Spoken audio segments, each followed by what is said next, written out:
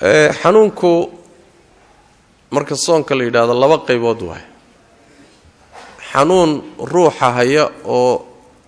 aan rajo lahayn inuu ka caafimaaday sida loo badinayo bini aadamku intuu garanayo dhakhaatiirta lala tashado hadday yiraahdaan xanuunkani ma badna in laga caafimaado xanuun waa noocaas xanuunna rajuu leeyahay oo ruuxu inuu ka caafimaado caadada iyo curfiga bini aadamka way u badan tahay inuu ka caafimaado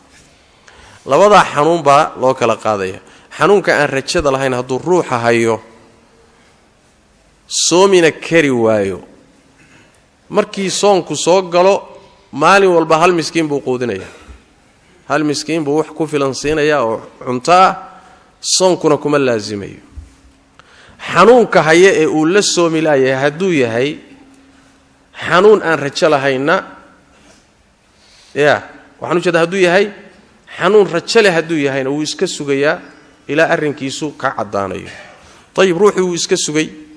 xanuunkii waa ku sii batay ma caafimaadin maxaa la samaynayaa waxa la samaynaya waa la iska sugayaa hadduu sidaa ku dhinto uusan ka soo raynin isagoo soonkii lagu leeyahay aanan caafimaadin waxba laguma laha lagana qallayn maayo raashiinna laga bixin maayo sidaasi waa sida ay qabaan a'immada badankood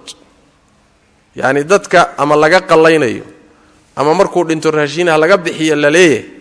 ee soon isagoo lagu leeyahay ku dhintay waa ruuxa soonkii ka tegey jaanisuu ku qalleeyo intuu helay aan qallaynin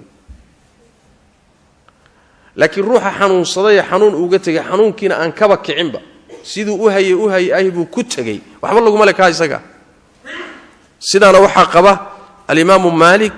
shaafici abu xaniifa waa ra'yiga jumhuurta waa waxba laguma laha oo ehelkiisuna ka qallayn maayo raashiinna laga bixin maayo laana wax weeyaan maba awoodinba